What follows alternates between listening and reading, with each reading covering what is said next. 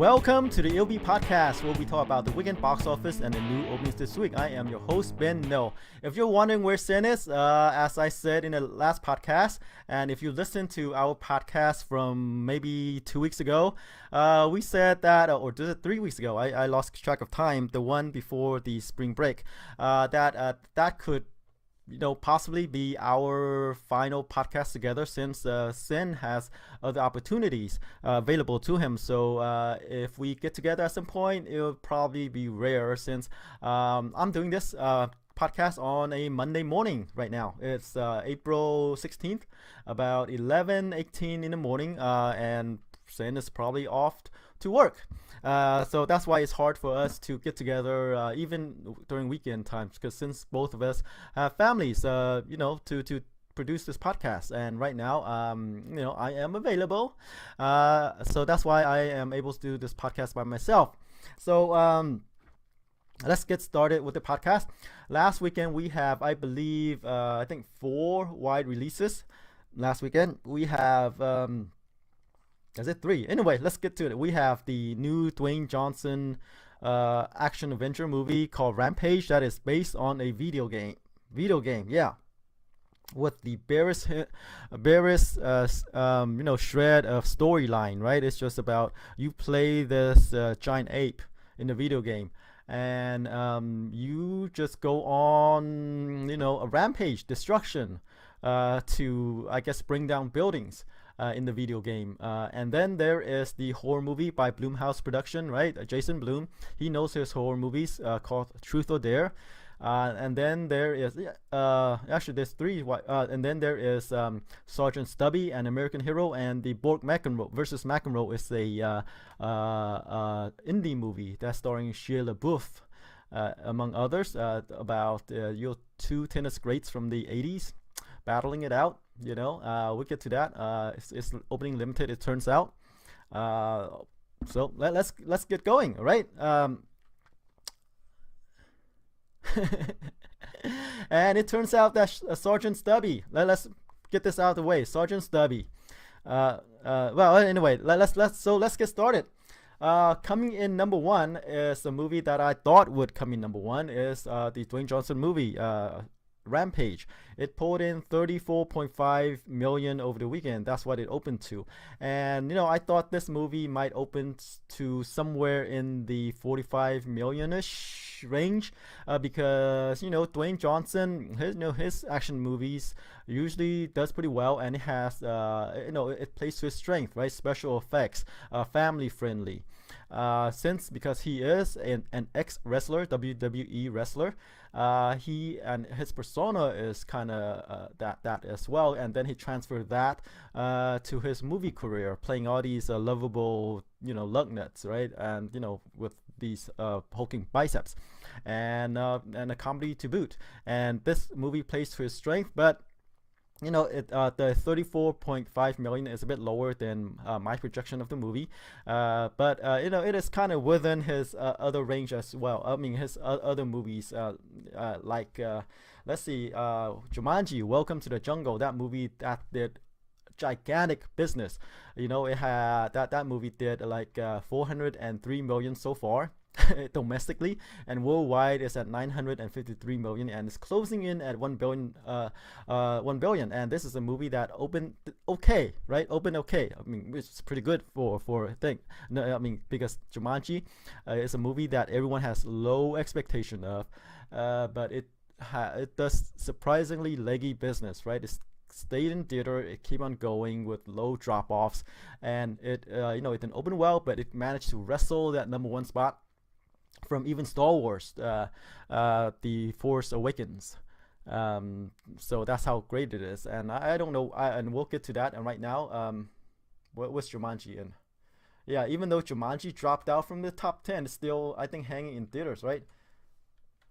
This is our real-time research here, right? Jumanji fell off the top 10, but that is a movie that, like I said, everyone had low expectation of, but it managed to do monster box office here and abroad. And Rampage, despite its lowish opening, 34.5 million, it could prove to have legs, right? It could. But we'll see if this is if Rampage is another Jumanji. Remember, Rampage is a movie that's based on a video game that barely has a story at all, and they managed to pad this one out. He plays a zookeeper in the movie. He befriends this ape called George, right? Of course, all apes are George. Curious George, remember? Who is experimented on, and the ape got injected with the serum, allows him to become more aggressive, and he grew gigantic, and of course he has anger management issues, and there's other monsters or creatures, animals that are also in this experiment, and then they escape and cause destruction in the city, and George and the giant ape and Dwayne Johnson's character team up to put an end to the threat. So again, 34.5 million, a bit lower than I expected, but again, it could linger in theaters just like Jumanji did, or maybe not. Still, the budget is 120 million. This is the first weekend. We can't judge like Dwayne Johnson's movie by its first weekend, and the movie's directed by Brad Payton, who is a frequent collaborator with Dwayne Johnson.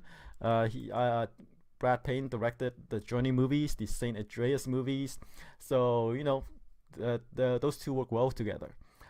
All right, let's move on to before we move on, I'm just saying, the Rampage still has a potential, but of course, with this week is the calm before the storm, right? Next week we have the other Avengers movie, Infinity War, coming out. So we know that it opened to 34.5 million, but the Infinity War, the new Avengers movie, might take a big chunk out of that, but it could pull from the other movies instead of this one. So we'll see how it holds up in the face of Infinity War. But again, good opening weekend for Rampage, right? Not as good as I expected it to open to, but again, it could linger in theaters as Jumanji did, and has a potential to have a huge box office or monster box office like Jumanji did. Has the same kind of elements, special effects, action adventure movie. Dwayne Johnson has all those elements for a hit. But whether or not it will be, it remains to be seen. But you don't bet against Dwayne Johnson. He is pretty consistent in his movies. And worldwide, overseas, the movie already pulled in 114 million for a total of 148 million worldwide, which is pretty good. It already beat his budget of 120 million. So as long as it stays in theater, linger in theaters, I think it'll be another hit for Dwayne Johnson. All right, let's move on to number 2, A Quiet Place. This is the horror movie by Paramount, starring Emily Blunt and John Karansky. Oh, is it Karansky? Anyway, horror movie about a family who is on the run from, I think, alien creatures or monsters. Anyway, right? You make noise, they hunt you. They're trying to escape. This movie surprised everyone, me included. It pulled in, it opened to 50 million. And when the numbers for Rampage came in, the Friday figures for Rampage came in, right? The people thought that Quiet Place might maintain its number 1 spot, but Rampage did a bit better, 2 million better, right? Quiet Place put in 32.6 million in its second weekend, but the budget 17 million, so it's already made a lot of money already. As of this time, right? As the domestic gross is 99 million, so it's nearing 100 million. Beat it today. It will cross 100 million today, Monday, right? Worldwide, overseas, it already put in about 52 million for a total of 151 million. For this horror movie, that cost 17 million. So this movie came out of nowhere, right? Directorial. John Karansky, did pretty good in his in this directorial effort, right? He did The Hollers back in 2016. I think it's the comedy drama, and then he did Brief Interviews with Hideous Men It's an IFC production that pulled in about 33K lifetime gross in theaters. And so A Quiet Place is his biggest success as a director, an actor. Right now he's doing pretty well as well. So still has a good hold from the previous weekend. 35.1% drop off from the previous week. So it opened to 50, rough and low drop off. This movie is capturing the imaginations for people who want to watch it. I think it went beyond a horror movie, right? It's one of these chase movies where they're trying to escape from these alien creatures, I believe. It's doing pretty well. Right, so let's see.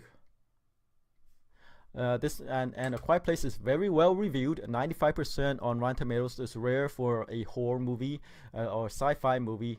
I think it's a horror sci-fi movie, right? That's what they say. No, horror thriller. Rare for a horror movie to get in the 90 percentile, in reviews on Rotten Tomatoes. And right now, just like made the horror movie Get Out, right? 90%, over 90%. It's getting good word of mouth. The trailer is not that impressive, but for some reason people turn out for this horror movie, so it must be something special there. All right, in third place is one of the new releases of last weekend, Truth or Dare. It's the horror movie by Blumhouse Production. This movie I thought would do better, right? Because I expected a huge drop off from A Quiet Place. I thought this movie, like both horror movies could coexist. And I said it might pull in maybe about 25 million because Blumhouse knows their audience. Low budget horror movies. The budget for this for Truth or Dare is only 3.5 million, which is a little bit high. If you go back to or maybe average. To other Blumhouse productions, I guess they're making a lot of money. They're able to, increase the budget a bit, to make it look good, and but still, they're still able to keep it below 5 million, and they're making big box office, like put in 19 million. But this is a movie I thought could put in 25 million because hey, I thought the trailer looks very good. It's scary, but I'd say that it could be a traditional horror movie, and it's just a little bit lower than what I projected the movie to do, but it's still open very well. Budget, remember the budget is only 3.5 million, but reviews are poor for this movie. 15% on the tomato meter, and when I say traditional, it could be like one of these jump scare movies, slasher movies, right? But sometimes that's what people are looking for as well. Like one of these comfort movies, genre movies that people go in expecting, something, and that's what they got. And I think Truth or Dare is one of those movies. All right, let's move on to number 4. Is the Steven Spielberg sci-fi movie Ready Player One. It pulled in 11.2 million. In its third weekend. Drop off is about 55% from the previous weekend. Domestic gross right now is 114 million, and let's see, worldwide gross is 474 million. 360 of that is from overseas. Hey, Steven Spielberg still have a large following overseas. I think this movie costs over 100 million, of course, special effects laden, etc. And domestically, it could do better. I thought this movie could open higher. Let me check where I had this movie opening to. I might have gotten rid of that. I think I could. I might have said something about opening in the 45 to 50 million range because this is I guess prime Steven Spielberg, him at his box office level, him, back to his roots, the 80s action adventure movie, and that's what it feels like from the reviews. That's what they say as well. There's a lot of references of these characters, about these in a dystopian future where bored teens just jacked in themselves in this virtual world and play games, and that's what they do because hey, there's nothing there's no hope, right? But they found that hope, that found their life in this virtual world, and it's threatened, and all these players team up to save it, and it's just like a video game, I guess, and that's what it is. And 114 million I think it's decent opening here, but I guess what saved this movie is the overseas market, right? It's a huge overseas market. 360 million of the 474 million from overseas. So it's already, I think it's making money overseas. So I guess a hit for Steven Spielberg. All right. All right, let's go to number 5 is the comedy, R-rated comedy Blockers. This movie, starring another wrestler turned actor, John Cena, right? Leslie Mann is in it, produced by Seth Rogen, among others. Comedy about three parents, whose daughters in high school made a pact to lose their virginity during the high school prom, I guess their final dance of the year, and they found out about that pact and they tried to intervene to save their daughters from making a mistake. That movie opened to 20 million, and in this second weekend already, in this second weekend it dropped about 50%, put in 12.3 million. 50% drop off is pretty decent drop off for a comedy, right? Budget's about 21 million, and domestic gross right now is about 37 million. So it's doing okay, right? 21 million, 36 million domestic, 16 million overseas, for a total of 52 or 53 million worldwide. And as we know, comedies don't usually travel well overseas because there is the language barrier, there is the cultural barrier. 60 million is okay, and you can expect this movie to do well on home video, right? Especially fans of John Cena and Seth Rogen. They'll watch it on Netflix or whatever, so the auxiliary market, secondary market is where it will put in the bucks. But Blockers, I think, is doing decent, right? 21 million. So far, 37 million domestic box office so far. It's a decent size hit, modest hit, as Sen would say. And it'll continue to, we'll see, right? We'll see. The comedies are this is one of the rare comedies right now in theaters, unless you count Rampage as one. It's John Cena versus Dwayne Johnson in a cage match. We're seeing in theaters right now, and Rampage right now is taking the upper hand because Dwayne Johnson is a reliable box office draw. And Blockers, I say, it's doing decent business, but I think the play here is on the home video market, where people will stream it because they want to watch a comedy, and this is one of the new ones, right? So there you go. That's it for Blockers. And number 6, Black Panther. It's still holding on. 9th weekend, drop off is about 39%, pulled in 5.3 million over the weekend, for a total of 673 million. As we said previously, Black Panther is the highest grossing superhero movie of all time domestically, and worldwide is at 1.3 billion, right? That's a billion. Let's see where, and all-time worldwide right now is at number 10, just below Star Wars, The Last Jedi, and Harry Potter's, etc. Jurassic World, but still number 10 worldwide gross of all time. It's still pretty impressive for a movie that people didn't really have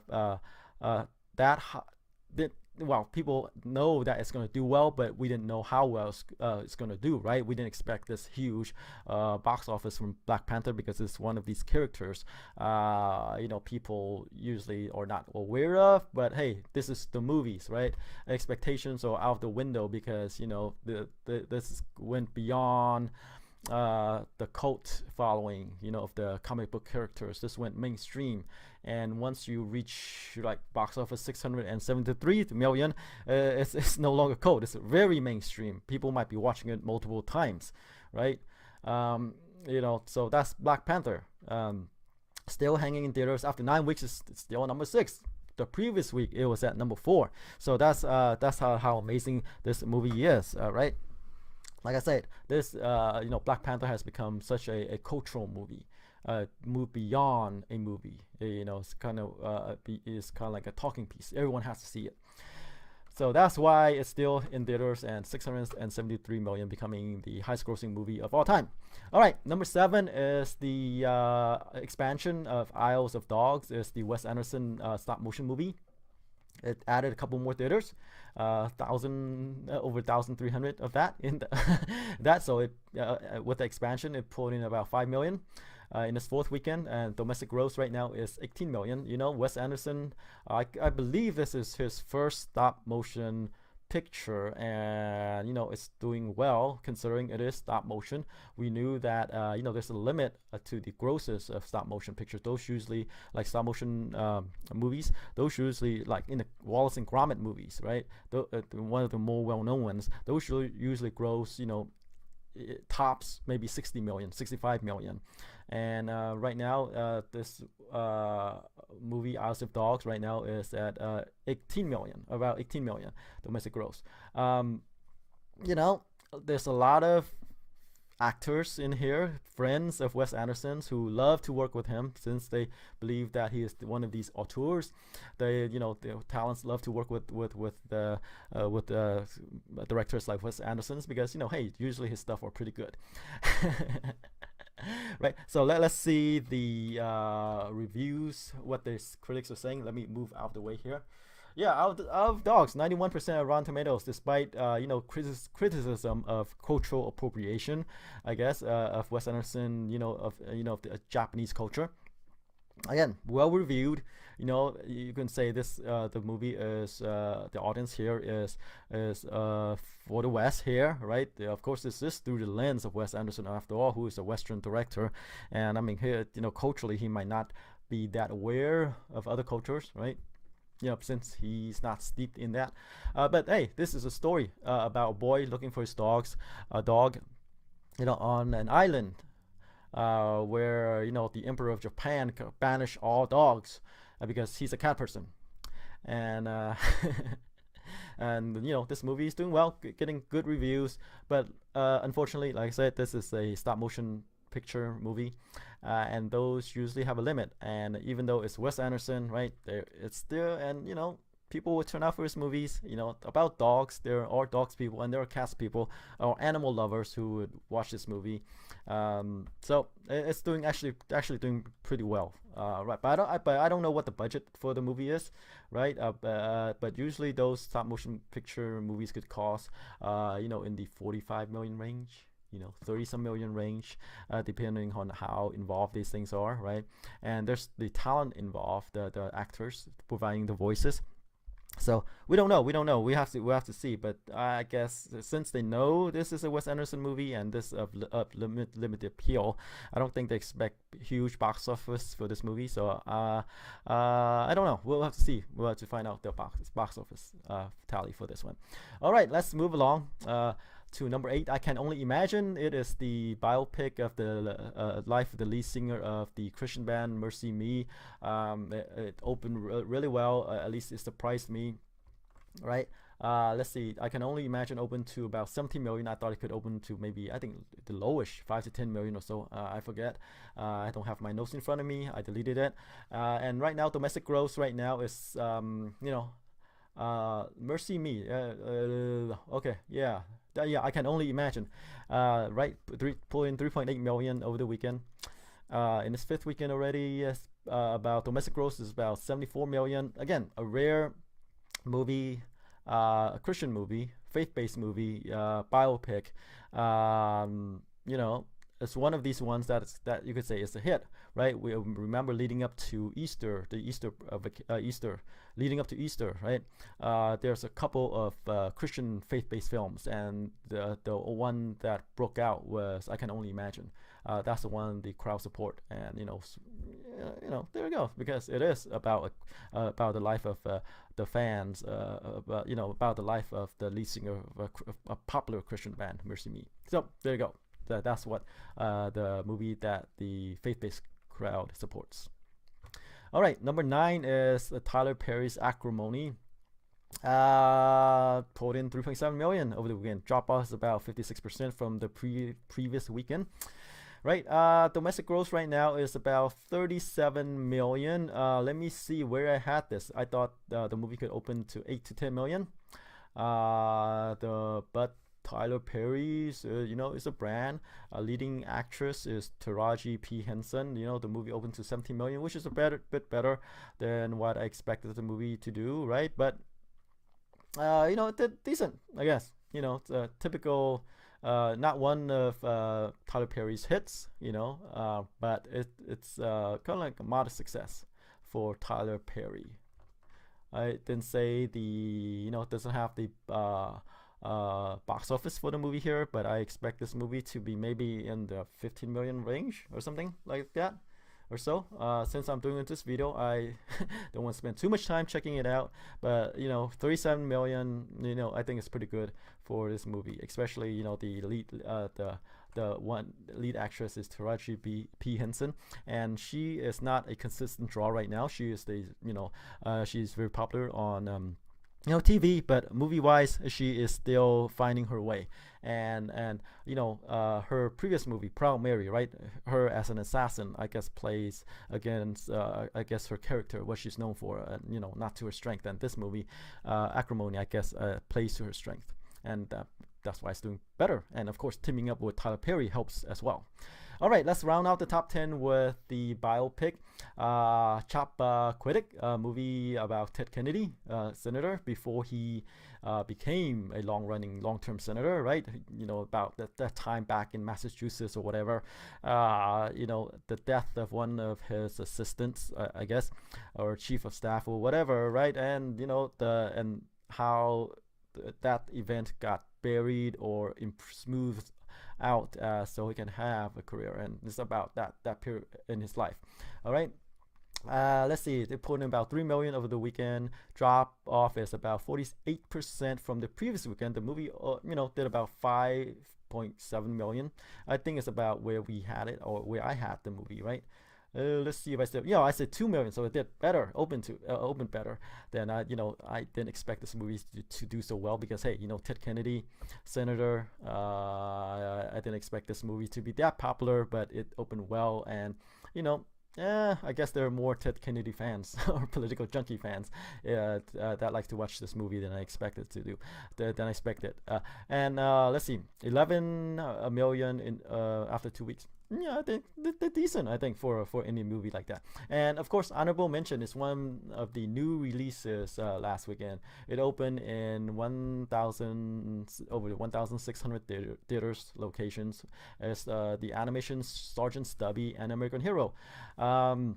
With the voices of Helena Bonham Carter, Logan Lerman, Gerard Depardieu, about a dog who got adopted by, homeless dog adopted by a band of a group of soldiers, who was stationed at this town. Takes place during World War One, and a movie that I thought could open to let me take a look. Open to 10 to 15 million, because I thought, family film, cute dogs. I thought people might turn out for this movie, but I think instead they went to watch Rampage, at least the family crowd, because of Dwayne Johnson. But the movie only pulled in about 1.3 million, maybe because people don't know about it, right?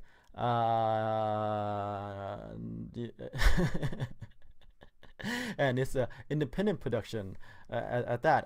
It's financed by outside money, not released by one of these big studios. Distributor is a company called Fun Academy. Like I say, it's funded by, I guess, oil money or something like that,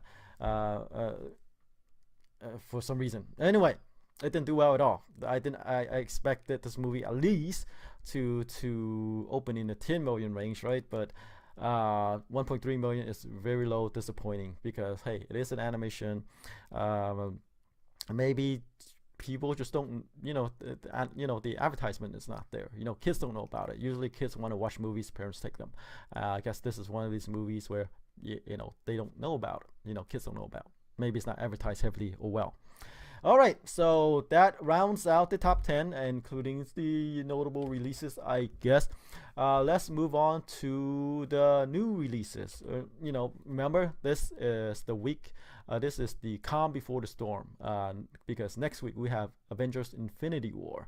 There's not a lot of high expectations for this movie. It's calm. People expect it to, these movies to release this weekend to just come in, do the job, and move out, because this week is probably all they got, because next week everything's gonna be sucked up by Avengers: Infinity War.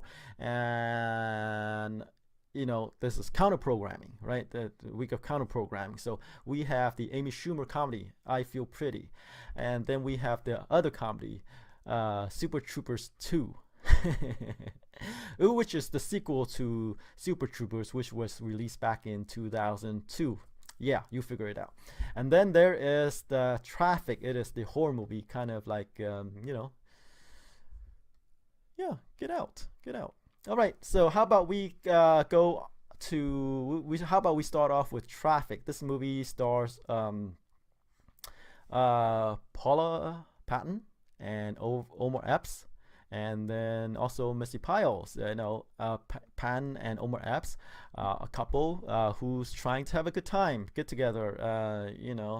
Went to the southern state, one of the southern states, Georgia maybe, or whatever, right? And they encounter some trouble from some white hicks, who have design on the cars, on Paula Patton, right? One of the they got in their possession, I guess one of the druggies slipped a phone in Paula Patton's bag from the trailer. During a rest stop. And of course, they need that phone. I guess there's like drug deals going on, that's what they knew. They need the phone, and they're trying to get it back. And this movie plays with the fears of people traveling in the South. There's a race. There's issues of race. There's issues of the culture. The Hicks, the Southern whites, right? Being a danger, to to people of color, right? Yeah, there's that. So this movie, kind of wants some of that shine from the hit horror movie Get Out, by Key and Peele, that director, right? So that's what they're trying to get with this movie, right? Deon Taylor directs. He recently directed 1996 Meet the Blacks with Mike Epps, but that movie didn't do pretty well. But the budget's around 100 million or so, 9 million box office. But this is more, right? This is the higher budget, has more talent to work with. Paul Patton, she is a well-known character. She did the Mission Impossible movies with Tom Cruise. Then there's Omar Epps, and Traffik. With Traffik, there is, of course, with a K, you could see that you could be talking about drug trafficking, or it could be talking about, the slave trade, trafficking people as well. So I think there are hints of that. So, will this movie get some of that Get Out shine? Will people link up the two and want to watch this movie? Remember, I say this movie kind of plays into that fear of with race and culture. There's blacks and people of color. People of color and whites. The South. There is the President Trump and white supremacy. There's these feeling undercurrents in our country right now. That could propel this movie, right? Then there's also this movie targeted toward the African Americans, who are very liable to, they turn out for these movies, but we don't know how many people will turn out for this movie, right? But Paula Patton, so it's sort of a draw, not a huge draw, but a draw. So, I think this movie could open in the 10 to 15 million range. But if it really breaks out, it could open, higher, maybe 25 to 30. Who knows, right? So that is Traffik, but I'm gonna keep it modest at 10 to 15 million. But I say it has the potential, the highest potential of the new releases here. it has a higher variance because it could have the same effect as Get Out. Maybe could ride on that wave coattail of Get Out, but who knows? People might think that's just a regular, typical, these horror movies. So we'll see. We'll see what happens come next week. All right, let's move on to Super Troopers 2. Actually, no. Since Traffik is releasing 1,000 theater, we could expect less. Okay, how about I revise that? To maybe to 5 to 10 million because there's a limit to the locations people are watching this movie in. So if it's opening more, I guess I would get a more positive vibe about this movie. But since it's released in about 1,000 locations, I guess the test screening might not be that good, so then it may not be opening it that wide. So 5 to 10 million. I was wrong. I changed my mind. I'm going to revise it lower. So this is real-time research based on just what I'm feeling at this moment. Fly by my pants. I'm kind of like Trump. What I'm feeling right now is what it is. All right. So Traffik, 5 to 10 million. Changed my mind. All right. Let's move on to Super Troopers 2. So this movie has been in the works on and off for a long time. The last movie was released in 2002. That's 16 years. 16 years. By this comedy group Broken Lizard, right? Are people still interested in a Super Trooper 2? Remember, the first movie opened to 16 million back then, 18 million domestically, so there's a limited appeal to this group's comedy. Trailer is not that funny, but I guess there are some people who like this sort of comedy, maybe, So Super Trooper 2, over 2,000 locations, so I am not expecting big things from this movie at all. I'm not sure it's that funny. It's kind of I think the opposite of Traffik, I guess. The other from the I guess perspective of blacks in a white town. This one is from about bumbling white people, cops in Canada. So it's cultural war, I guess, on that. Like I say, don't expect great things from this movie. 3 to 5 million opening. I think lower end of that. So is it higher than Traffik? I don't know. A few million here and there. Not that big of a great difference. All right. Moving on to our final movie is I Feel Pretty, the Amy Schumer movie. She stars as a woman named Renee Bennett, who has confidence problems. She lives in a world where everyone is more pretty than her, more successful than her, but they are not happy because they also have a confidence problem.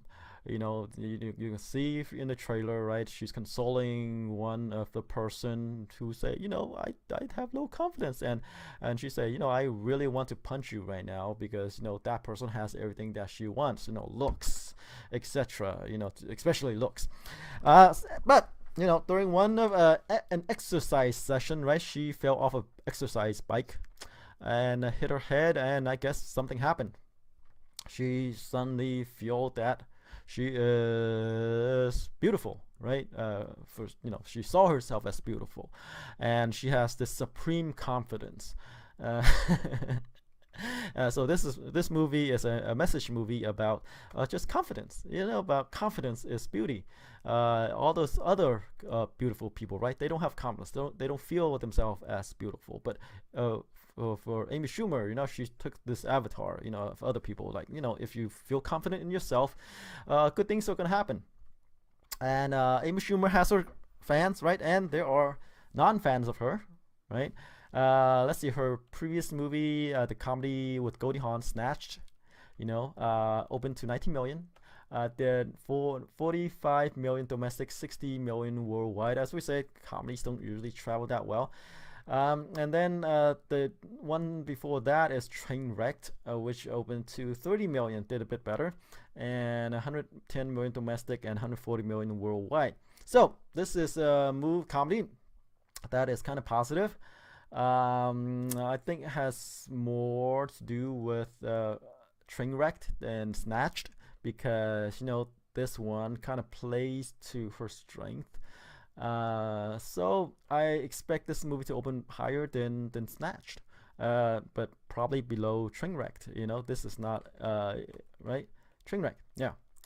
So I think it could open to 20 to 25 million within that range. It could open a bit higher, but just about there, I think it's right for an Amy Schumer comedy, all rated at that. So because I think this movie I think could speak to people, the fans of hers, and who knows, was one of these ones, and of course this is a target toward that woman audience, and that group would turn out in large numbers if they found a movie that resonated with them. So it could be one of these movies, right? I Feel Pretty, because hey, parents might want to take their daughters to watch something movies, because a lot of people struggle with confidence, and this one could speak to them. Right. All right. So that's it for this week. I feel that I Feel Pretty would have the highest opening of the 3 new releases.